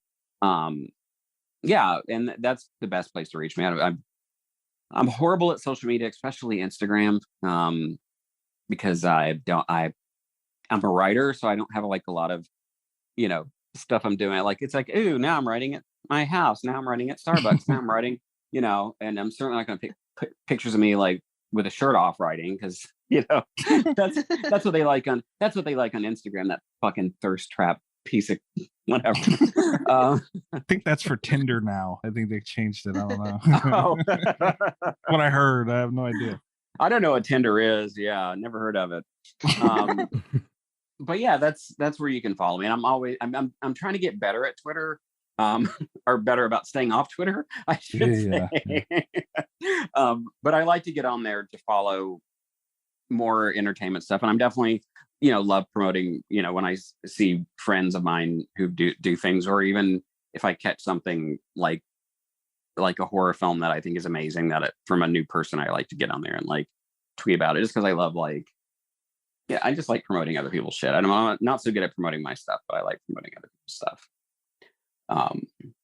So yeah, you can always follow me on there, and then you all you've got my inside information. So yeah, Rob's gonna be at your house with that popcorn.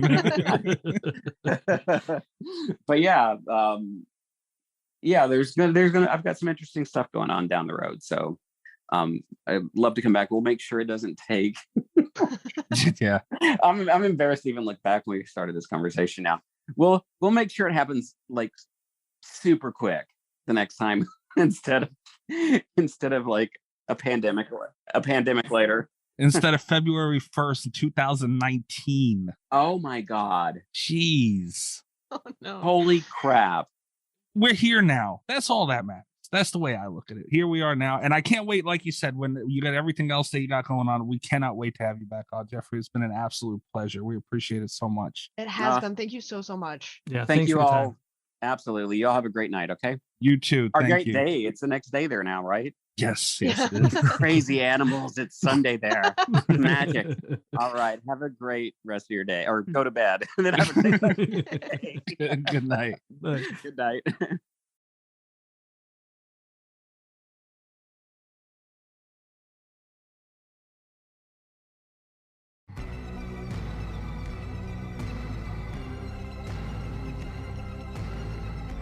All right. Good shit. We're back. Jeffrey's fucking awesome, man. Yeah, he was a really nice guy. Really like talking to him. Great conversation. Yes. And what's today's date?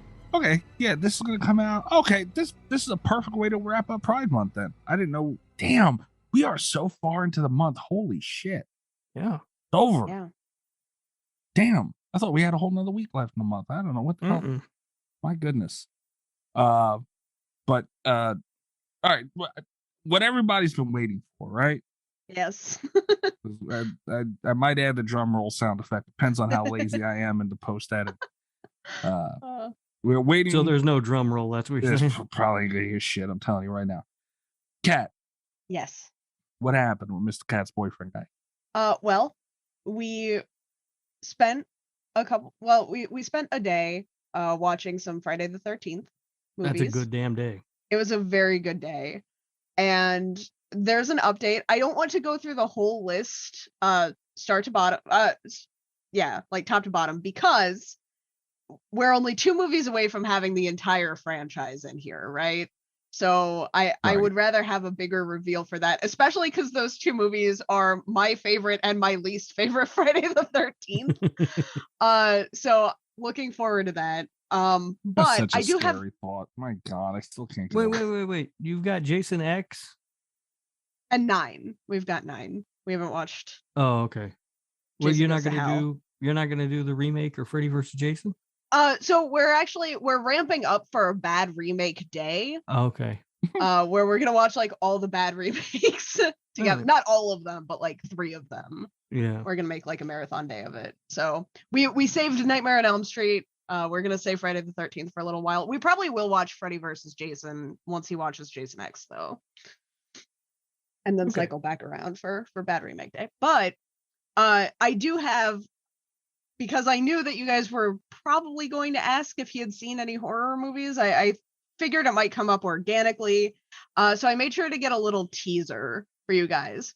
And I just want to give you his bottom 3 slots from 1 to 8. Oh, fuck.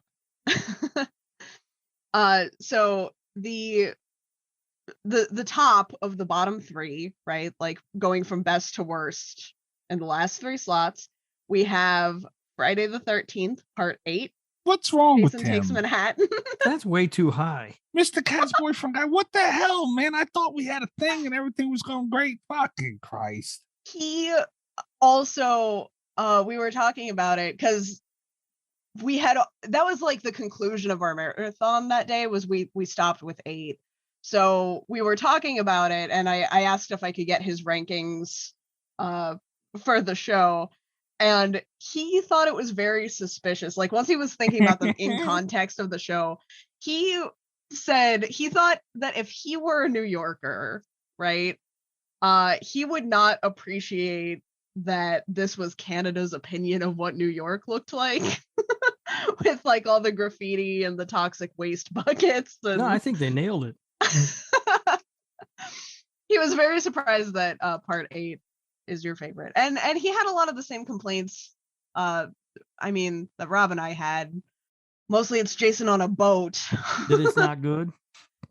So he pretty much tried to sugarcoat it by shit talking the movie by saying, well, as a New Yorker you shouldn't feel. No, Mr. Cat's boyfriend guy, come on. It's a good movie, watch it again. All right. And I'm sure Kat had her little digs in throughout the movie and she swayed you. Watch it again alone. And, this is absurd. I'm mad about it. Here's a pro tip for you, Mr. Cat's boyfriend guy. Don't watch it again, ever. Don't watch it again, and don't listen to Mikey. I will say the one area we really differed on with this one, he really liked the boxing scene. And No, that's a good, that I actually do kind of, that's a Really? fun kill. I like that one. So he thought it was very fun. I think it's very campy, but it does really bother me that Jason just takes it for that long. Like, I don't Because know. he knows. I guess. He's like, I'm gonna fuck you up when I'm ready. Yeah. I think it's a good kill. It's just the amount of time leading up to it. It's very slow. He really appreciated that. This isn't a difference, but he did also really appreciate the sauna scene. That's a good kill too. It's a good kill. Yeah. The slot just below that is Friday the 13th, part 7. All right. Which is correct so far, I think. Because I mean, 7. I would put 7 above 8, but You're insane. Yeah, no. 7's not good either. 7's not good either, but man, come on. At least 8 was fun. No. You're just doing that to be a dick. There's no other reason. Yes, you are. No, I'm not. Yes, you are. 8 is not good. Spiteful. Yeah, Kat. I don't even. And 8 doesn't have Bernie from Weekend at Bernie's in it. The bottom slot so far is Friday the 13th, part 3. What? Oh, 3 is a good one. No, he thinks that 3 is worse than both 8 and 7. That is ridiculous. And also, I want to point out, we only went through the bottom 3, but 5 also ranked higher than 3. okay. 5 ranked higher than all of these. Okay. Yeah. I just want to throw this out there as a vote. And Rob, I feel like you might be with me. Kat might be, a little biased. If this is egregious as it is, I'm in shock. Yeah. He should be ashamed of himself. It's absurd. But I feel like if by the end of this whole spree of movie watching that they got going on, final two, Rob, if after Jason Goes to Hell, part 3 is still the bottom of that list, we should never mention this man on the show again. Never. It's quite possible. It's quite possible because I'm throwing it out there. There might be something wrong with him, Kat. What the fuck? Part 3, really? I like that we both have Friday the 13th hot takes. Yeah. I think his might actually be a little bit hotter than mine right now. I would say so. 3 is a good one. It's my favorite. He does not like it. I mean, it does. Look, 3 does suffer from the 3D stuff, right? I mean, yeah, it's because it's weird when like the yo-yos coming at the camera and stuff, and you're just like, what the fuck? What is this? Because you're not watching it in 3D. So it does suffer from that, but it's still a good one. He also didn't like Shelley, and he didn't like the gang. All right. Well, Shelley, I like Shelley. Shelley gets a lot of heat from people, but I like Shelley. Friend of the show. Yeah. Larry's earned. Yeah, Larry's awesome. And, Larry's great. And Shelley I like as a character. The gang, like, I don't like, what's wrong with the gang? They're just there to die. I think he thinks it's like a very out of the way plot point just for the entire reveal of them not having gas to leave, which isn't entirely true because they are also there to die. Like they're there to increase the body count. But he thinks it's a little far-fetched, and he didn't. I mean, like the whole acting and costumes thing, it has not held up. I think if you don't have the nostalgia for it. I mean, if you're gonna have any complaint about 3, it's got to be the stupid flashback. Yeah, that wasn't his top complaint, but it came up because it's not. That's the thing that holds 3 back for me more than anything else. Everything else in 3 is fine. I don't understand this. I don't. But it has all added up, and now... every time I hear something more about this man, I just shake my head and I don't understand. You guys have to be really proud of him though, because despite the hot takes, we spent our anniversary watching Friday the 13th movies this last week. So please, are you kidding me? And it was his idea. That's the perfect way to spend an anniversary. I know we're proud of him. He We're very ruined proud it of all. him this week. He ruined it all. We're not proud of him at all. Like, there's no reason 3 should be at the bottom of that list. I'm sorry. And this is coming from someone who just got done defending Jason Takes Manhattan. For it to be even near it, like, shame on below. Oh my God. I'm getting more and more annoyed about it the more I think about it. You could argue that he likes Jason Takes Manhattan more than you do, though. Because he liked it more than 3. You didn't even like it more than 3. No, yeah, no. I mean, until this very moment, I had never even realized it was possible for someone to like it more than 3. I didn't either. Are you sure? Did he really watch 3? Yeah. Like, did he see it? He did. All right. Did you watch him watch it? Yes. Okay. Well, kind of. I watched it. So he was there. He was next to me. Yeah, he could have been on his phone. He he could have been counting like ceiling tiles or something. Yeah. Like, who the fuck knows? He was doing something else. Yeah. He's probably playing with one of the cats. Like, there's no way. Yeah.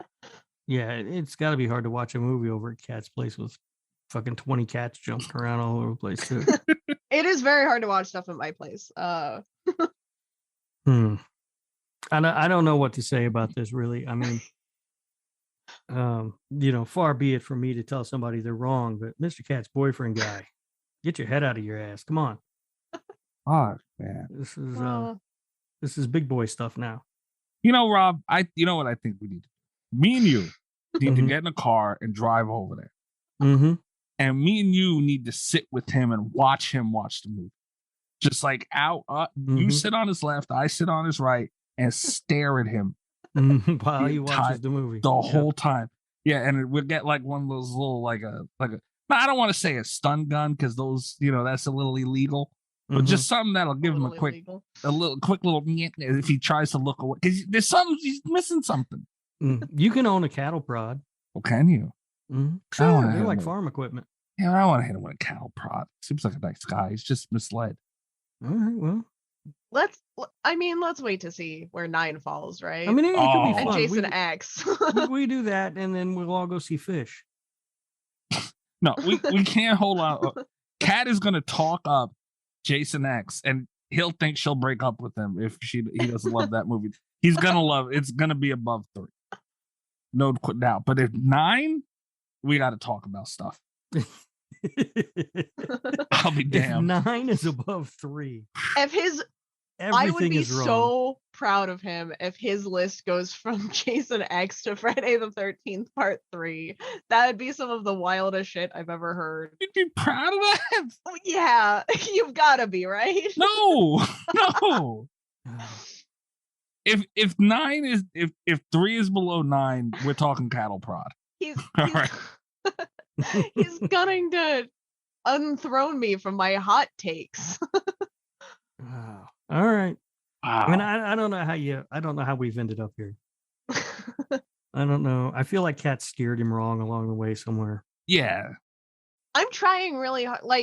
Mistakes have been made. I didn't know when we started hanging out that we would end up together. I didn't know that I would be responsible for his viewing order of things. So I talk about this sometimes, but he did see one of the first horror movies he ever saw was the Black Christmas remake, because he was there with me, and I will always feel responsible that he saw that before he saw, real Black Christmas.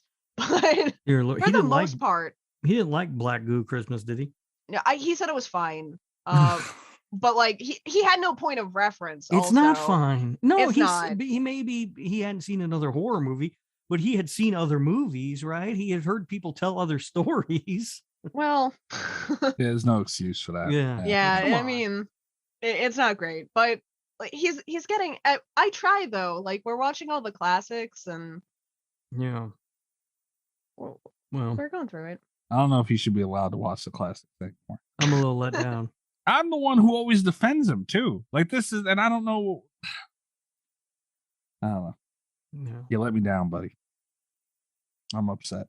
Yeah, I mean, really, I think what it gets down to, Mr. Cat's boyfriend guy, you got to try harder. You got to try harder to be right. I feel like me and you staring at him while he's watching the movie will help. Might. He might be unsettled, though. Also, for what? It'd be fine. Yeah, why? Why would he be unsettled? Yeah. Well, the cattle prod. No, the cattle prod's only if 9 beats out. No, I'll keep it on the other side. He won't even know it's there. Oh, okay. Unless he looks away from the movie. Yeah, unless he starts to doze off or doesn't pay attention. Then he'll learn real goddamn quick it's there. Good poor guy. Yeah, this I don't know. This is gonna be another one where it goes around. I think Rob doesn't like me. I think this is a reflection on you, Kat. Yeah. What? Agreed. I do think part of this is a reflection on you, and as your mentor, I'm very disappointed. No, you know what? I think that's good. I think that this is good if it's a reflection on me, because even though we disagree on the rankings, I have encouraged him to be honest regardless of how hot the take is, and I think I did that with Jason X. So have we learned nothing from Greg? I'm very that's what you're going to be, Mr. Cat's boyfriend guy. You're going to be the new Greg. Oh, you're not going to be the new Greg. That's going to be your new name, the new Greg. No. Greg, we'll call you Greg Jr. Holy shit. Kat, even you got to admit, if 9 beats out 3, that is some shit Greg would say. That does sound like a Greg take. In fact, I'd be shocked if Greg didn't think that. But you also called me the new Greg for saying that X was the best one, so it ain't that bad. That's bad, but it ain't 9 better than 3 bad. Holy shit. Yeah, I mean, it's all fine and good to have your own opinions, but at some point you got to conform a little bit. It's called doing the right thing. Yeah. You know? Shit. I honestly think he's just being difficult. I That's don't what I think think. so. Be difficult. Mhm. Holy shit. Oh man. Kat, I feel like it's what 2:30 in the morning right now. Call him over now and have him watch because I can't wait to hear this. He's got to watch 9 and 3 right now. 9 and X. We're gonna watch 9 and X. I'm excited. I don't know. I mean, I'm feeling a Slasher Radio and Cat's Boyfriend guy watch along for number 3. 3 for when he's already seen. He's got so many movies to watch. He apparently needs to rewatch 3. He's not gonna like it more if you make him watch it more. He might. He will watch it until he likes it. We get like one of those ransom notes, but it's just like, I like 3 now, I promise. It's like when you get caught smoking and your parents make you smoke the whole carton. But sort of the opposite because they're trying to make you hate smoking. I'm gonna make him like 3. Well, I mean, it works because you overload them with smoke. Well, he's gonna get overloaded with Jason in 3D and Shelly. Oh. He writes the ransom note and he's twitching. Poor guy. Holy shit. How much a cattle prod cost? Oh no. I don't know. Let me see. All right. Well, we're gonna start wrapping up this show. They cost about $45. You can get one on Amazon, $45. Easy. Oh Yeah. wow. Well, that thing's even got like that's the 2 for the little fork. Oh, that'll hurt Yeah, oh yeah, somebody. that's a good one. That's a good one. Yeah. Oh my Oh god. my god. Oh, Wait. Oh. oh, wait a minute. This one says newest waterproof. Oh, it's waterproof too. That's good. No, you guys give it to somebody in the rain. Waterproof cattle prod shaft. Only shaft. I don't know what that means. Only shaft. The fuck? Oh, that's just the shed. It doesn't have the prod part on it. Oh, Hold what the fuck do we Yeah. do with that? I don't know. Nothing. Hold on. I'll find this one. Don't worry about it. All right. Yeah. Oh, this one plugs in. Oh, we got to get an extension, like one of the big ones. Yeah. I got a big one in the shed. I got one of those really long orange where we'll be fine. Okay. All right, we're coming, Kat. Yeah, don't worry. We're gonna fix this. Oh, Here's a YouTube video titled "Does a Cattle Prod Hurt?" Well, what the fuck do you Yes. think, you dumbass? send me that video when we're done with this, please. That's gotta be funny. You know, I hope Jeffrey turned the show off by now. I hope so too. Me too. I'm sure he did. Would you listen to this nonsense? Probably not. Yeah. Probably not. All right. Well, that's Jeffrey Reddick. We appreciate you stopping by. That was an awesome interview, awesome discussion. Can't wait to have him on again. I would like to consider him a friend of the show. I hope he does the same. It was an awesome conversation, and Yeah, it was fun talking to him, and I do hope we can have have him back on and talk about like some of his favorite horror movies and that sort of thing. Would be fun yeah, because we didn't really get into that much. doesn't take 3 years to do that. Hopefully, let's see.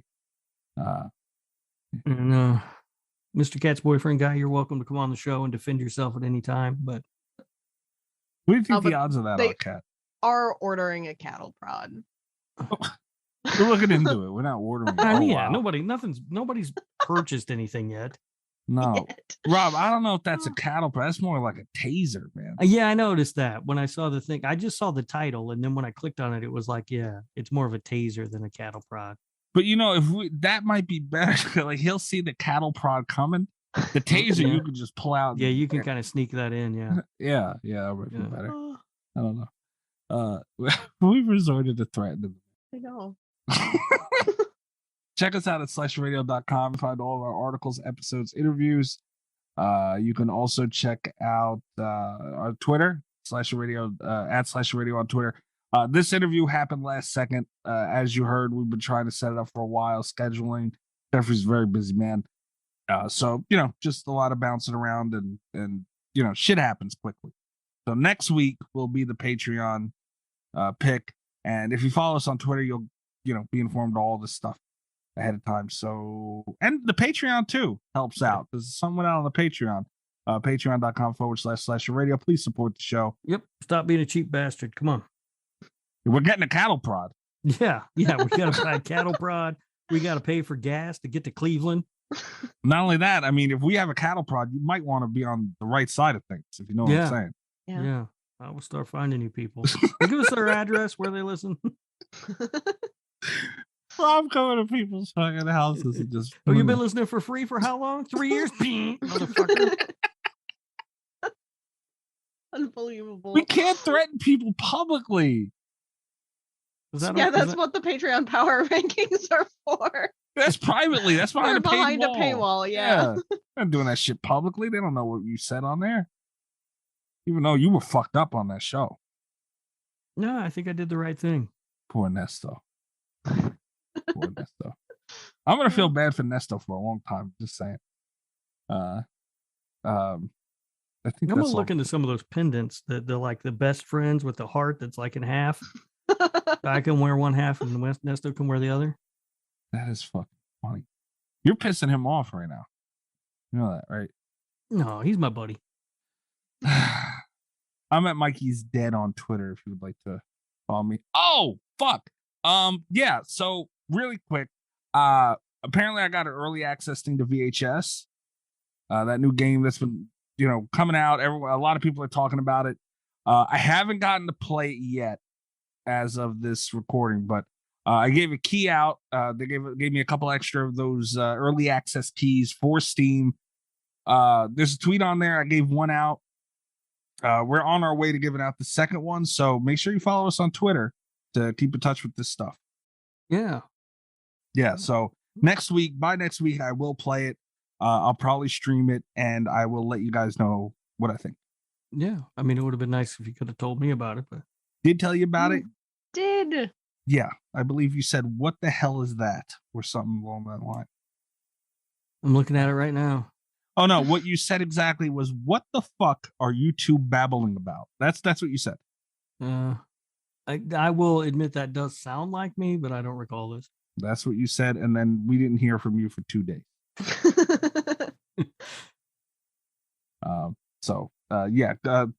At /radio on Twitter and at Mikey's Dead on Twitter. Follow the show, follow me, and don't bother me too much. I am also on Twitter at Radio Rob123, and you can listen to my other show, This Horror Life, wherever you are listening to Slasher Radio. Newest episode just came out, and guest host is Kat Valor. So she's not banned yet? No, Kat's not banned. No, I'm unbanned. So does this give Kat any percentage of say with the mascot thing? No. Not even like 5%? Like she hosted a whole show. No. Well, you have a lot of say. So what about you? No. It's just no to everything. Oh. Everything you're saying, everything you say to me, the answer is no. I bought this whole cool fucking outfit. I don't know. Does it have the Italian flag on it? No. That might change his mind. Could you imagine if say Rob agreed to it, he got to pick the outfit. Could you imagine? Oh, you'd be dressed up like Chef Boyardee. You need I'm trying to think. You're not banned, are you, Mikey? Yeah, you banned me. Yeah. Then. Oh, yeah, I did. Okay. Yeah, remember you unbanned me, and then at the I end, didn't unban you. That was not my call. Well, you agreed to let me stay on that show. Yeah, but then you got banned for something. Right. I forget what I did. I don't remember. Yeah, and then you banned me again, so I'm currently banned. Yeah, no, Kat's never been banned from the show. Threatened. Yeah, I was threatened. Well, but I mean, I'm back. Come on, Kat. What was the topic of the show? Martyrs. No, this last one. The new ones. Our top 5 foreign horror movies. Oh, she didn't get banned for that? She didn't pick it. Yeah, I didn't pick it. Yeah, that's the difference. I've learned I can talk about Martyrs as long as I'm not the one picking it. Mm-hmm. Because then I had to make Rob watch Martyrs, which was actually the bannable offense. Yeah. Yeah, and we couldn't have you on for that because you would always watch them without subtitles. So. Yeah, I wouldn't be very well versed in that topic. But yeah, I would think a Kat Valor foreign movie list, it just sounds like it's bannable. I'm surprised. No, it was fun. We had a good time.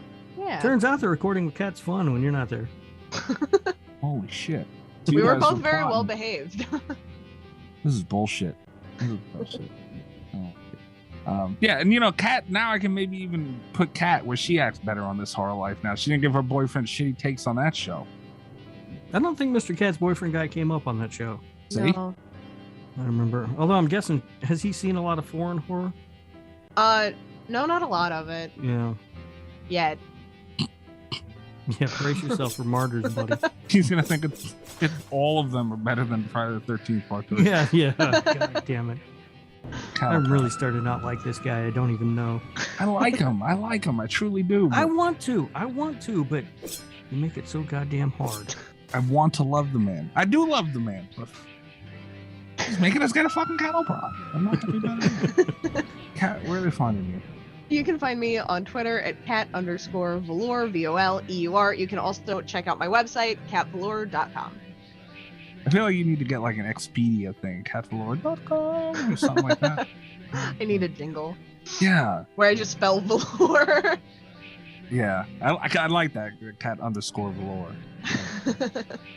Guys, come back, check us out next week. Make sure you sign up for the Patreon. If you want a say in next week's topic, you can do that at patreon.com/Slasher Radio.